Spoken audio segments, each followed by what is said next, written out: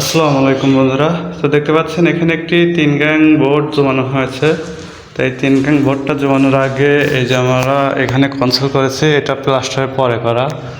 এই যে আমরা কনসোল করেছি এখান থেকে, আবার এই যে এই দিক দিয়ে ওই পাশে গেছে। এই যে দেখেন এখানে যে ছাদ ঢালাই হয়েছে, এই ছাদটাও আমরা এখান থেকে কনসোল কেটে 1/2 ইঞ্চি পাইপ দিয়ে নিয়ে গেছি এদের ভিতর থেকে। তো এটার কারণ হচ্ছে আমাদের যখন এখানে ছাদটা ঢালাই হয় তখন আমাদেরকে জানানো হয়েছিল না। তো আমরা এই সাইডের কাজ সম্পূর্ণ করে রাখছিলাম, এই যে তার পরানো সব কমপ্লিট এই পাশে, কিন্তু এই পাশে আমাদের এই বারান্দার যে ছাদ এটা ঢালাই হয়েছিল না, এর জন্য এখানে গাঁথনি হয়েছিল না। তার জন্য আমরা এই সাইডে তারটা পরাতে পারছিলাম না সেই সময়। আমি বাড়িওয়ালাকে বলেছিলাম যে যখন এই ছাদটা ঢালাই হয় তখন খবর দিবেন, আমরা এসে এখানে পাইপ দিয়ে যাব এবং কি এই গাঁথনিটা হলে আমরা কনসিল করে দিয়ে যাব। তো বাড়িওয়ালা আমাদেরকে কোনো খবর দেওয়া হয় নাই, তার আগেই এইখানে ছাদ ঢালাই এমনকি প্লাস্টারও হয়ে গেছে।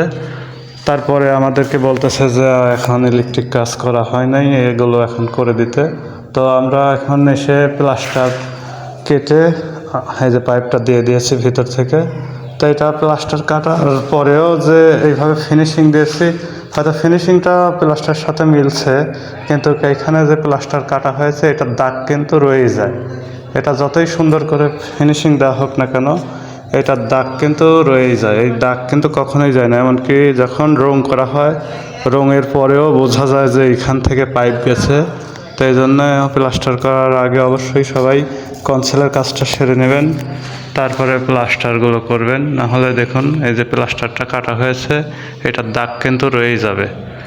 এই যে এখান থেকে ভেজা, দেখুন এই পাশে শুকনা, এই পাশে শুকনা, এখানে ভেজা, এই দাগ কিন্তু রয়ে যায়। এই দাগ কিন্তু সহজে যায় না, এমনকি রং করার পরেও এই দাগটা যেতে চায় না।